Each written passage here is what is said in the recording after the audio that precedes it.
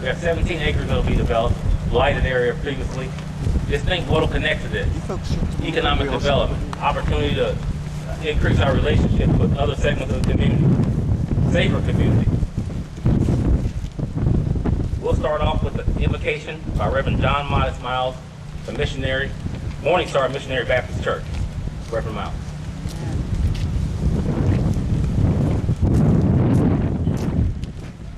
Thank you so much. Let us stand.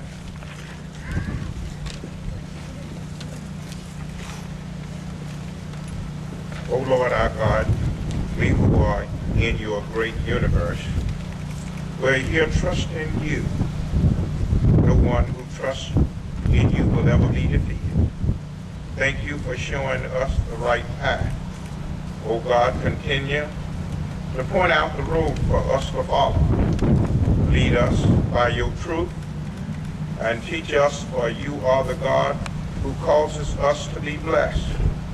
Remember the work, O Lord, in the light of your unfailing love. Thank you for the mayor, the city manager, the council, the police commissioners, the chief, the major, the captain, and all that are involved and all that will be involved. Let this be a better neighborhood because of this work. Lord, you are good and does what is right, for we honor you in your name. This we pray. Amen. Amen.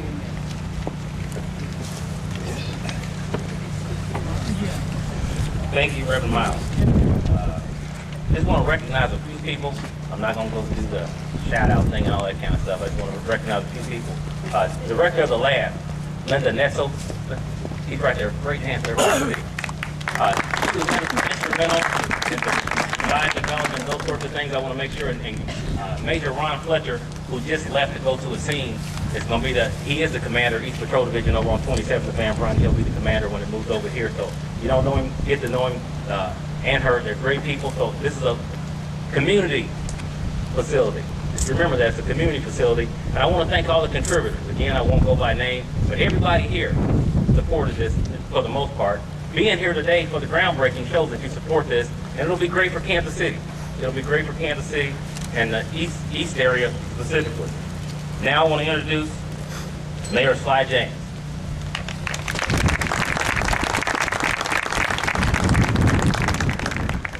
Well, good morning, and I want to thank everybody for being here. Chief Forte has said in the past that this project is more than just bricks and mortar, and I absolutely agree with him on that count. This is a project, a redevelopment catalyst in terms of the physical development and developing social capital in this area. The state-of-the-art buildings that will be here will make this landscape much more conducive to private investment. New buildings often bring about more new buildings. Opportunities like this multiply when we're all on the same page.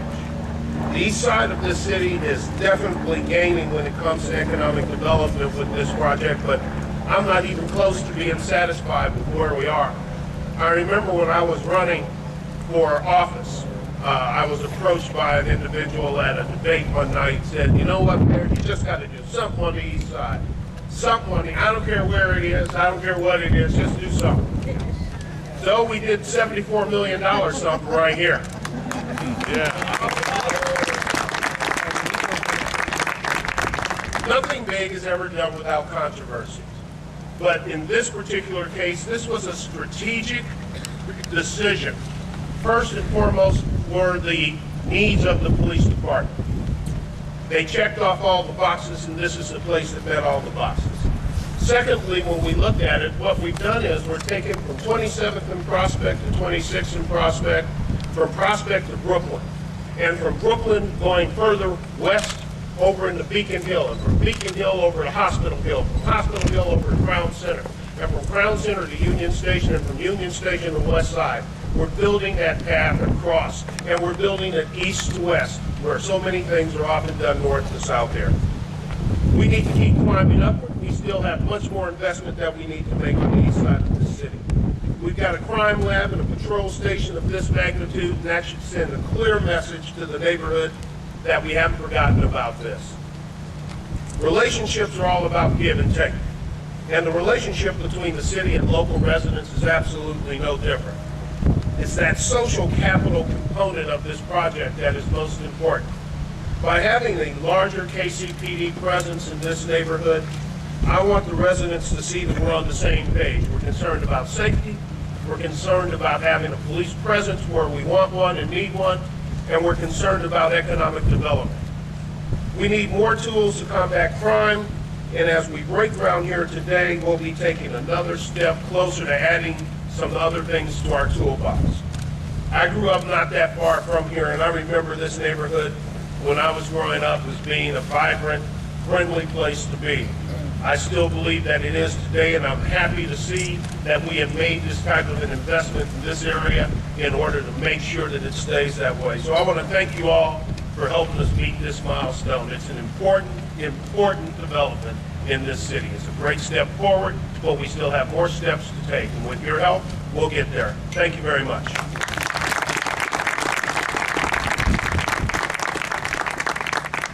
Let me introduce my colleague, John Sharp, the chair of the Public Safety Committee of the City Council.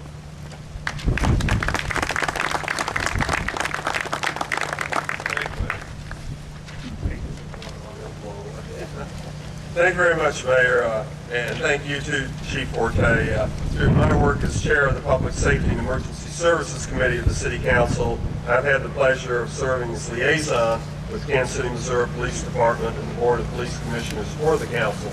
And I can say, in the many years I've been involved in local government here in Kansas City, we've never had better communication, we've never had better cooperation than we do today between the department and the command staff, and between the department board and the city council.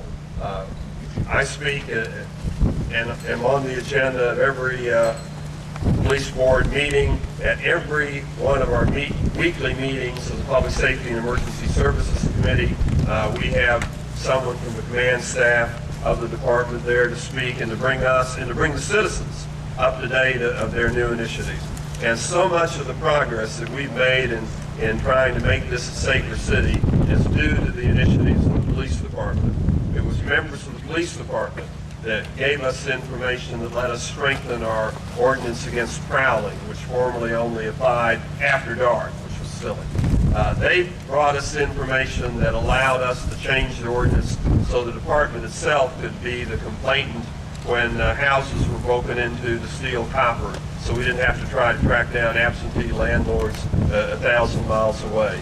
It was members of the department that brought to us the problem we've had recently where some of these rogue tow truck drivers have been stealing older cars off the side of a road or from apartment parking lots and scrapping them immediately, so we could close that loophole. So many of the initiatives that we have been due to the fact that the department let us know about these problems so we could address them.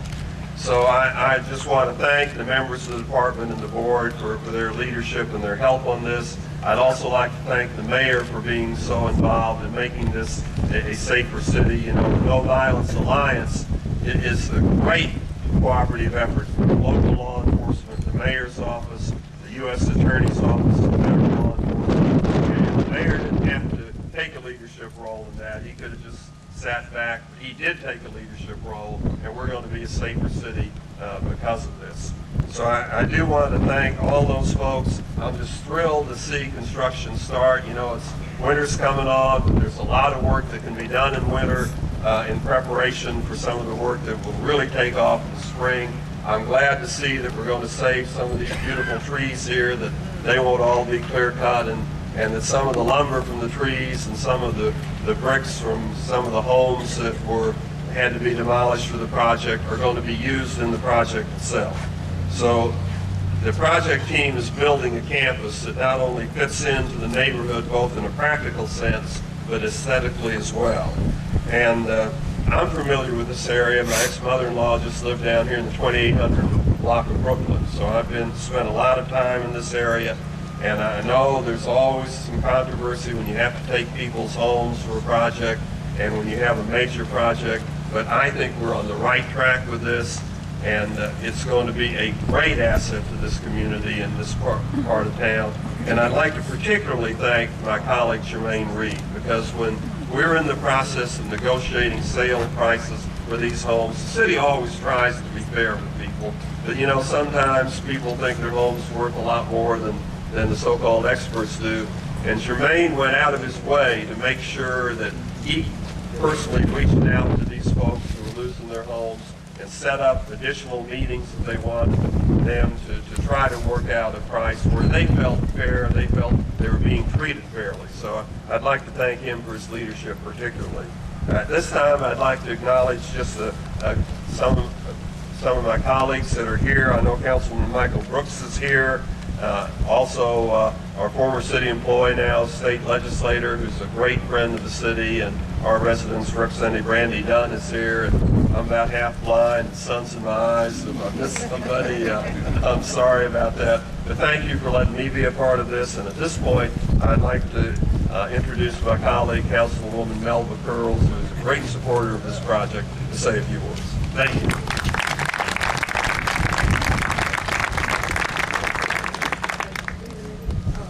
Thank you, Councilman Sharp, and thanks to everyone who came out this morning. I'm glad to be here today. This is a wonderful day. We've worked hard and diligently with neighborhoods and the people in the area and in the 3rd District who will be affected by this project. I would also like to acknowledge Senator Kiki Curls, her office. Oh, there's Sharon Fulton is her chief of staff. The senator wasn't able to be here today. She did send her blessings. And people from all parts of government, federal. We have Representative Darwin Curls who's here from Congressman Cleaver's office. So we have federal, state, local, and of course our neighborhoods that are here. We really appreciate that. I grew up in this neighborhood. I really did. 2723 Park. That's where I grew up. And I used to walk down all the way to school every day. And so I know how it is and was in this area. They had beautiful homes, and they took care of their homes through the years. As you know, sometimes our neighborhoods have trouble surviving. So I'm glad that this edifice is going to be put right here in the community where it's needed. The East Patrol represents an unprecedented investment in the 3rd District in Kansas City. Aggressive efforts are being made to ensure that the East Campus project will have a concrete positive effect on the 3rd District here in Kansas City. Is there anyone here from the Johnson family? Is there anyone here? Okay, I wanted to mention them because they were residents and they've been relocated in a larger house, and they're very, very pleased with the way things have gone. So I just wanted to let you know how encouraged we are to see you here. The process that was initiated when this first started was very transparent, and it was very, the community knew about it. As was said, we had additional meetings that were scheduled. And the process to pick the site was very, we had a committee going around looking at the sites that the community had suggested. So again, I want to just thank everyone for coming, all of our neighborhood groups. We appreciate your involvement. And thanks again.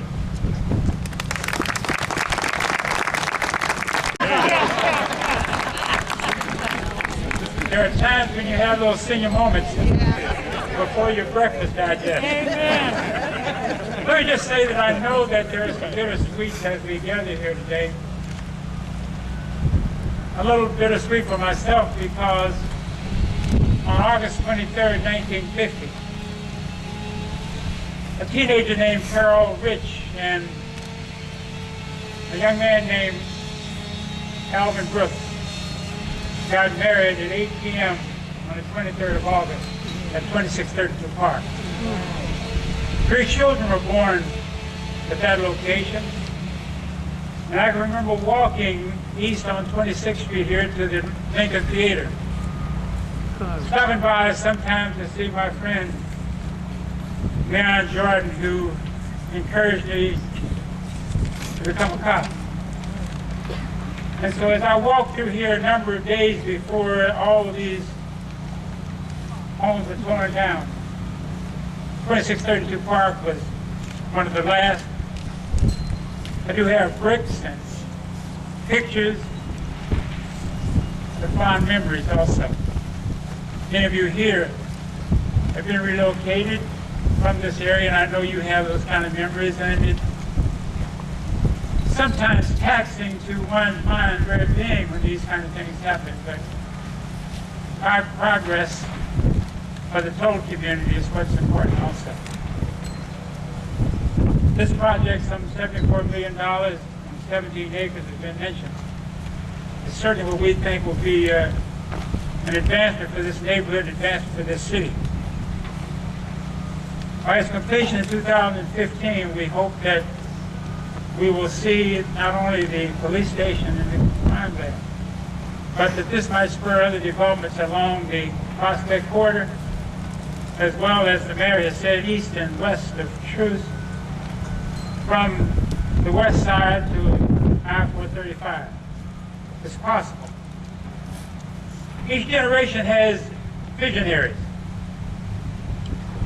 This generation has visionaries, and sometimes visionaries come from the older persons, those who are in the sunshine of life or the twilight of life. I guess I'm talking about myself.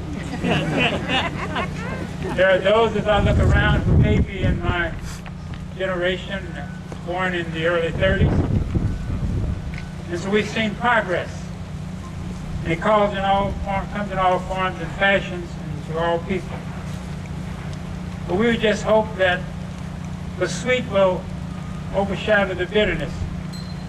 And that as we come together as a community that spreads across racial and ethnic and religious and gender and status and lifelines, that East of Truth will be East of Truth, not because we're talking about what happens bad East of Truth, but what has happened good East of Truth. And this is a good thing, East of Truth. I really appreciate all of you coming, and we know that we're looking forward to 2/15, when there's a ribbon cutting and you will be here, hopefully on a beautiful day like today.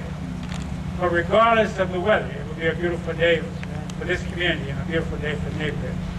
It gives me great pleasure now to introduce a young man who I've seen grow up since he was around 9 years old. And everybody would kind of get after him, and I would tell him he's our future. And I snatched him now and then, and he would snatch him now and then. Welcome, if you will, the council person from this district, and district, 3rd District council person, Jermaine Reed.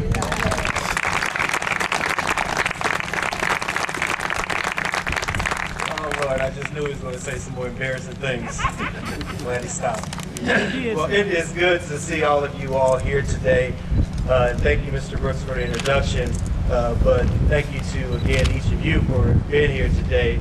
To our police chief, Daryl Forte, to the mayor, to my colleagues on the city council, but more importantly, to the residents of the 3rd District and to everyone who is here. Today is a very, very proud day. It is a little bittersweet, as it's already been mentioned. However, I stand here on behalf of 78,000 citizens of this great community of the 3rd District, very proud and extremely grateful to stand here to be part of this historic groundbreaking today. There's already been a lot said as part of the comments that have been made and about what this construction will mean as we move into the next 24 to 29 months for this project, and what the dirt we turn today, how that will look within those same 24 to 29 months.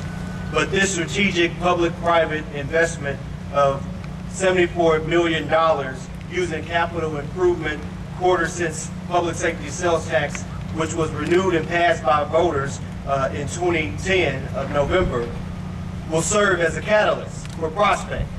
It will serve as a new vision for the surrounding neighborhoods. And it is that which is going to stabilize our community in this presence. Together, we are collaborating.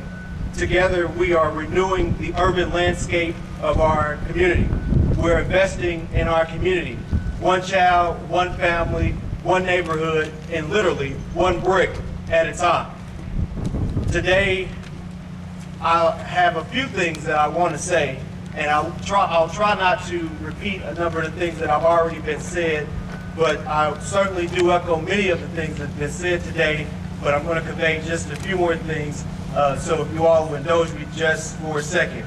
And first, I want to start off by giving some thank yous. The first thank you that I would like to give today is to the residents and to the families that were housed in these 4 square blocks. I give my sincere gratitude and appreciation to each of the families who made an ultimate sacrifice for their community in this project. And today for that, I say thank you. Because if it wasn't for your understanding, if it wasn't for your sacrifices, frankly, we wouldn't be standing here today. And so I salute you and I thank you.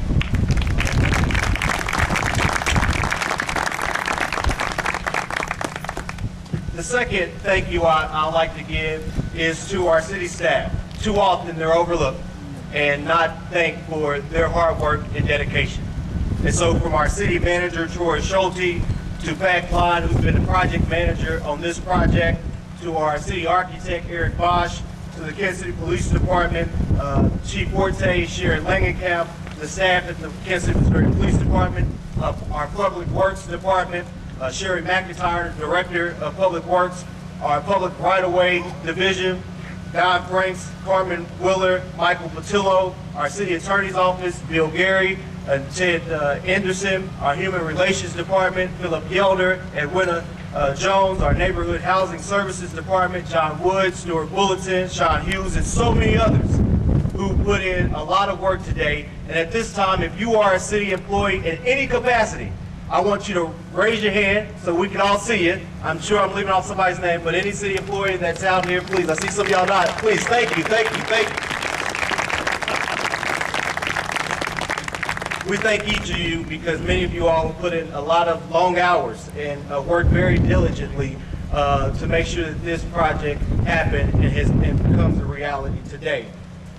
I want to point out the next thank you to our surrounding neighborhoods who were here, from Wendell Phillips Community Association, the Key Coalition neighborhood, Santa Fe, Washington Weekly neighborhood, and all of the residents of this community. If you are a resident in one of those neighborhoods or a resident of the 3rd District, please stand, wave your hand.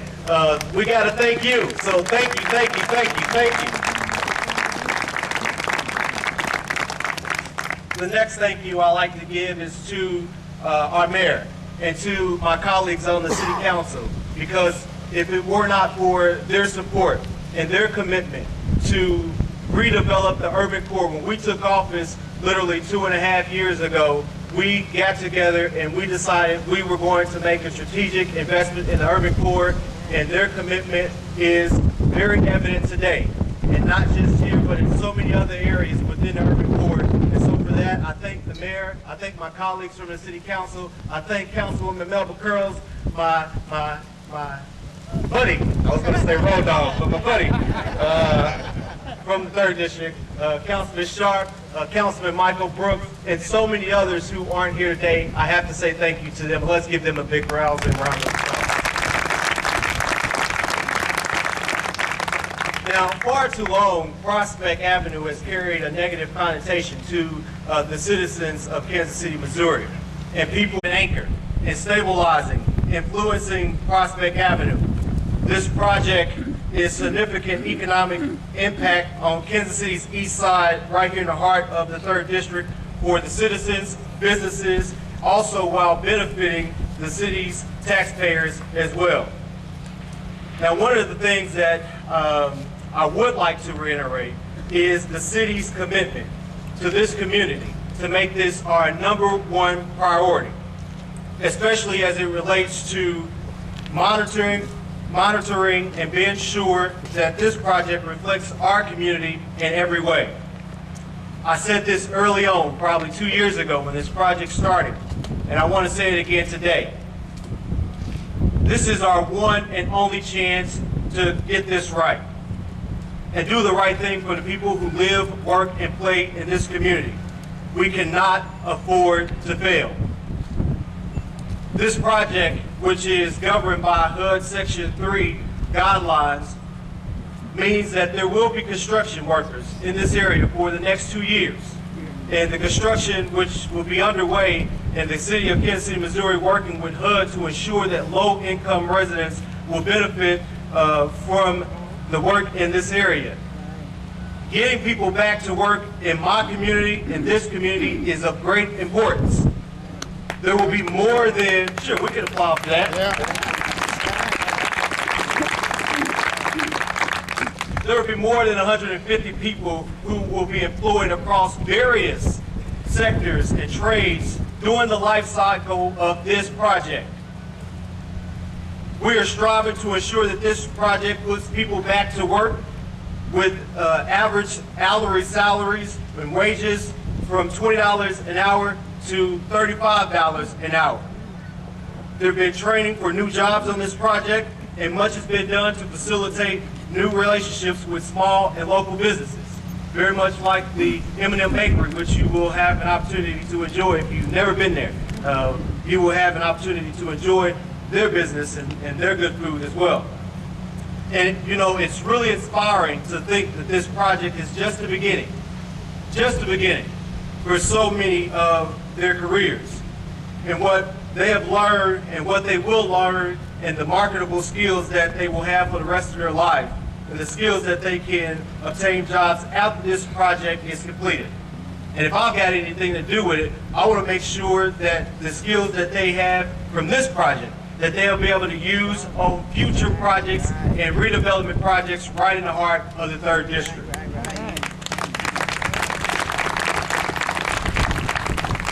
Now, so far, we've already seen some evidence of the hard work that's paying off. And we've seen that through the leadership of Reeves Weiderman, who is with Helix and the design team, which has made a commitment early on for this project. And they've surpassed the goals that have been set by the city for hiring in the 3rd District and on this project. And out of the 22 firms that make up the architect team, the design team as well, 13 are certified minority and woman-owned businesses or Section 3 businesses right here in our community. 8 firms are black-owned. Yeah, come on, we clap that. 8 of those firms are black-owned.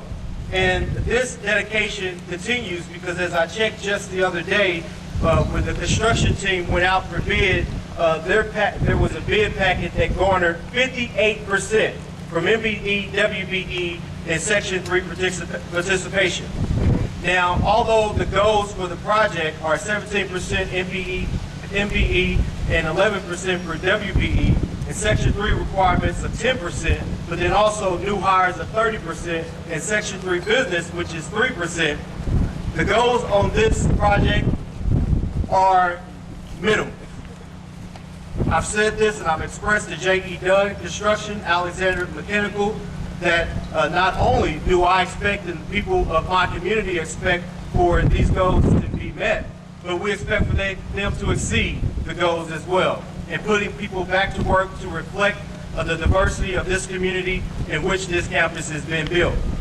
Building a safe, vibrant community is critical at this time. And we all know that Prospect has been a hot spot for crime for far too long. And today, we're changing that. Today, we're changing that. This project is beginning to address our area, an area in our city that has been forgotten for far too long, replacing blight in this community and renewing the urban landscape of the 3rd District. It's my vision as a city council person from this district that we ensure that Prospect Avenue and this corridor with economic development opportunities, job creation, business development, building on our assets, and investing money right back into our local economy. You already have seen some positive changes of that development that certainly are underway. If you take a ride with me just right up the street at 39th and Prospect, you'll see the new Aldi's grocery store where we're eliminating the food desert right here in the heart of our community. If you go a little further up the street, you'll see at 50th and Prospect the small business incubator, which has been built to help minority-owned businesses and businesses right here in this community. If you go a little bit further down, we're doing many things to make sure that we are making a positive impact. And then also the future, Max, Prospect Max, which will potentially be happening right here on Prospect Avenue. We're doing so many things to make sure that change happens right here in this community. And so it's my pleasure to be here with you all today as we break ground on a new vision and stabilizing presence in our community. Together, we will continue to collaborate. Together, we will continue to renew the urban landscape of our community and invest in our community, one child, one family, and one brick at a time. Let's go turn some dirt. Thank you all.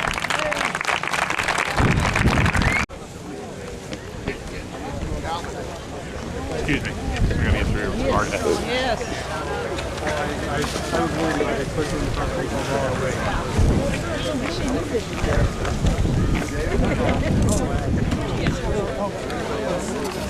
We'll get him, Mayor. Excuse me, please. Pardon? You can't come through.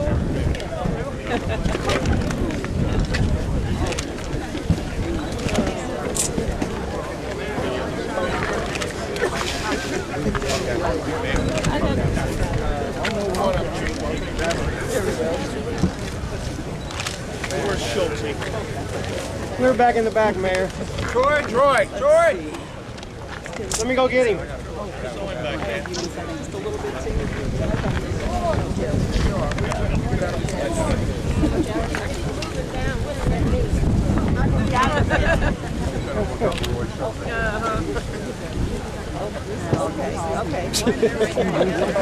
You making it? Yeah, I got my hand in it. But you're not. Yeah, but I'm gonna get out the way. Behind you. That's a nice picture.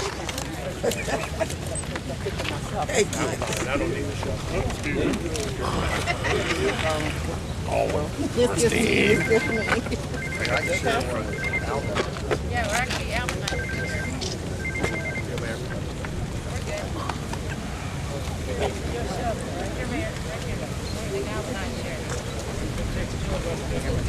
All right, well, let's take the photos, so we'll count on 3 and let you guys take these nice photos, and then we'll do some dirt. So 1, 2, 3. 1, 2, 3. You know, the shovels are supposed to be up. You're supposed to be doing dirt.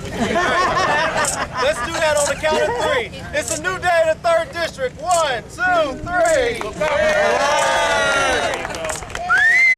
CMG wants you to always remember, the victory we call success goes to the best prepared. When you invest in your community, you're really just investing in yourself. Thanks.